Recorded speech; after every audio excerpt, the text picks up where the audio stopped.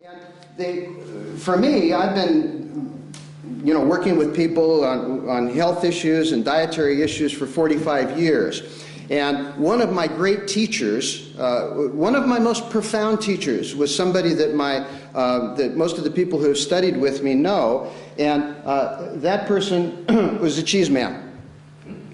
And the cheese man taught me a lesson which was incalculable. The cheese man was brought to me by his wife, right? Which is often the case that it goes. Right? Most men that come to see me come accompanied by wife, right? Who is the one who opens the door and brings them in, right? Kicking and screaming. Sorry, men, but that's the way that it happens, right? And he had just had a very serious heart attack 2 months before. He was overweight. He had extraordinarily high cholesterol. And so this is something that I knew at that time. I knew that he could be helped. And so we sat and we talked and we discussed things very generally, and then I gave him some dietary sheets to look over while I was doing something. And I turned around and he had a very funny look on his face. And he said, it says here to stop eating cheese. And I said, well, yeah, for right now, certainly, right? You have to do that because this cholesterol is going through the roof, right? The inside of your arteries are like cement, right? Good to give them a rest for a while. And he said to me, right, something that really shifted my consciousness, right? He said, I would rather die than not eat cheese. I would rather die than not eat cheese. Now, of course, I thought he was joking. And so I laughed, right? He wasn't joking, right? He didn't think it was funny. He didn't appreciate my laughter. The whole thing was absolutely a mess, right? And when he left, I sat in my office for a long time just considering what had happened, right? And I thought, this is very interesting because we have life and we have cheese. And somehow that just didn't balance out. Would you rather have life or cheese? Right? No? And you say, let me think for a minute. I think I'll go for the cheese. Right? I'm going to forget about the life. Right? But we all do this. Right? We are all the cheese man. Right? And the interesting thing is that when we look at the whole issue of diet and nutrition and many health issues, we find that the rationale behind the decisions that we make, the reason we make the decisions, are not scientific. They're not even logical. They're emotional. They have to do with our emotions. They have to do with our culture. They have to do with our past. Right? They don't have to do with us actually getting solid information, except in the modern day of the internet, we can find reasons to do just about anything, can't we? One day I Googled healthy diet, and I got an incredible, I think it was like a million and something hits. And then I thought, I wonder what, that's a lot of information. That's a lot of information for people. And then I put sex in, right? And there were more hits on healthy diet than there were on sex. And I thought, well, that's very interesting, right? People are out there digging for information. But if they go in there for information, what do they get?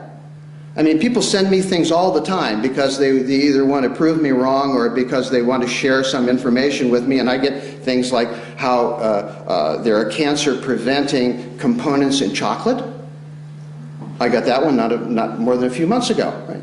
In fact, John Robbins, who I otherwise have respected, Diet for a New America, says you eat chocolate every day, it's really good for you. I just have a feeling that John Robbins just likes chocolate. And he managed to dig around and find something that rationalized it for him. You can rationalize anything. The banana diet, the kiwi diet, the this diet, the that you can rationalize it because of the way that we process information that has to do with diet and nutrition. And so it leaves us with a bit of a dilemma. And we have to ask ourselves here exactly what we're looking for. What we have is a system of getting information about diet that's primarily controlled by people who have a vested interest in that information. That's something that we really need to know and we really need to think about. So when we think about diet, the food industry, advertising, the diet business itself, these are vested interests. And so a lot of the information that comes through is information that's processed through that system. It's commercial information. It doesn't really have to do, the desire there isn't to help you be healthy. The desire is to sell a product, right? Whether that product is a so-called alternative product, like a nutritional aid of some kind, right? Or whether it's a commercial product. In fact, we had a course here several months ago, and somebody came in delightedly one morning and gave me something that they'd cut out of the paper, and the headline said, "Hooray, meat is good for you."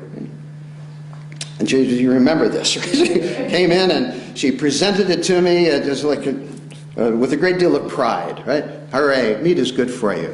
And I thought, well, that's very nice, because we had discussed meat the day before, and I said, that's great, I'll look into this. I said, but without reading the article, I said, I'll make you a bet, right? This particular research, because there's got to be research in there. She said, there's research in there. And I looked, and there was research in there, right? And the research was called something very scientific, the Scientific Advisory Nutritional Board or something like that, right? It sounded very, very scientific. And I said, we will have to look behind this organization and see who sponsors it. And so that evening I went online and looked up the organization, and the organization was sponsored primarily by food companies. Right? So this, now, was the information scientifically presented? Of course. I mean, the word science was right there in the issuing body. Right? But what was it really about? It was about selling a product. It was about defending a product. So this happens all the time. And part of the problem is that we're always looking for the silver bullet. And the nutritional silver bullet changes almost monthly. You know, whether it's antioxidants or Q10 or probiotics or whatever it is, there's always a new game in town, isn't there? It's always a new game. Somebody's always telling you, this is the new game, is this. We just discovered we needed this, we needed that. And where do all those things come from? He asked. Not rhetorically. Right? Well, they all come from food, right? They're all there in the food to begin with, right? No? And then we take them out, we say, oh, this is it. This is the secret thing that I get out of the food. And if I use this, I'll be protected, and then I don't have to worry about anything else that I do. I don't have to worry about it. Even if there's an abundance of that nutrient in almost every food that we eat, we still want that. We're looking for that little silver bullet in there. And a lot of what we think about diet is based on nothing else except our idea of culture, our idea of our own culture, which is oftentimes very wrong. What we think people ate in the past is very, very seldom true and accurate. If you start looking at figures that go back 100 years, 200 years, 300 years, and you look at what people eat, and by this, I'm not talking about what people that lived in a house like this ate, right? Okay, because here you had the deer stuffed with the boar, stuffed with the hummingbirds kind of thing, and people say, well, that's the way they ate in the olden days, you know, but that's not the way they ate in the olden days. In the olden days, they ate a very simple diet. It doesn't necessarily mean it was always a healthy diet, but it was a very simple diet. Right? So we have to be able to distinguish between what is really accurate for us living in this time on this planet, doing the things that we do, right, and things that happened in the past.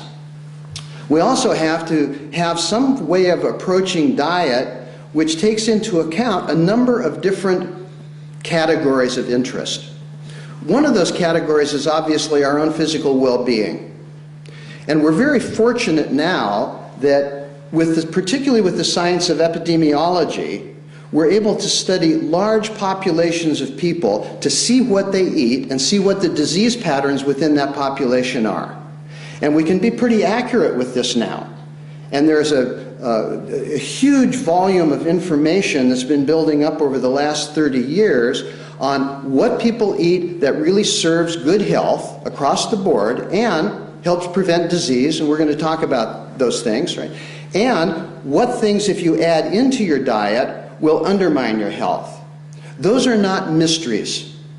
They're not mysterious. And in fact, almost everybody here knows what they are already, right? You're starting to run the list in your head as I speak, right? aren't you?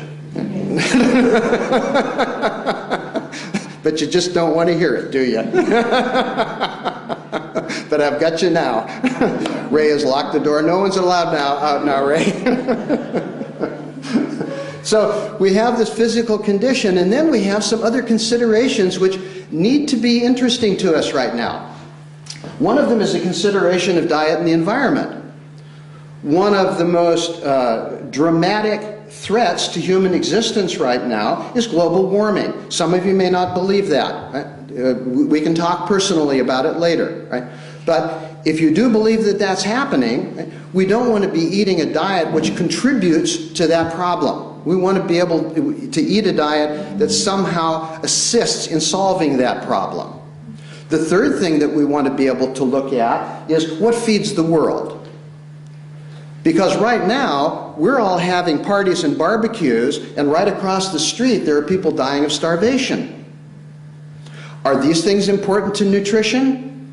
Yep, they are. Right? Because when we go back into the history of healing, all through the ages, that history of healing has been based on a concept of balance. How do we as human beings come into balance with the environment that we live in? How do we come into balance with each other within society? Right? And so that means that there has to be some way that we decide on collectively to nourish ourselves, which helps us be healthy, is good for the planet, and provides social justice. Do you think that can be done? Yeah, I'd love to hear that, right? I'd love to hear that to that question. Because you see, it's not an accident that the diets that serve us best in terms of preventing disease and in terms of promoting good health are exactly the diets which do all of those things. Now, this doesn't mean down into the smallest detail. There has to be variance there. Right? There has to be flexibility there. But the general pattern is that the diet that is good for us is the diet that's good for the planet. Right? And the diet that's good for the planet is good for us. And this has been known for a long time, and it comes time right now when we have to get serious about doing something about it. We have to get serious about doing something about it. And wouldn't that be fun? Yes. Yeah, it would be. It would be fun. Wouldn't it be nice to be able to say that within our lifetime, the lifetimes of all of us here, that we saw that 60 to 75% of people who die needlessly every year and cost billions of dollars to maintain in the medical system, right? Those diseases could be prevented and those people could be healthy. Just think of the people that you know who have died of a disease which is a degenerative disease. And remember that most of those are preventable. Okay? So that's what I have to say generally, and now we can get into some specifics, right? To talk about some of the specific things that we can do right away. And when I say right away, I mean like tomorrow, right? You could start doing right away. Okay. Good.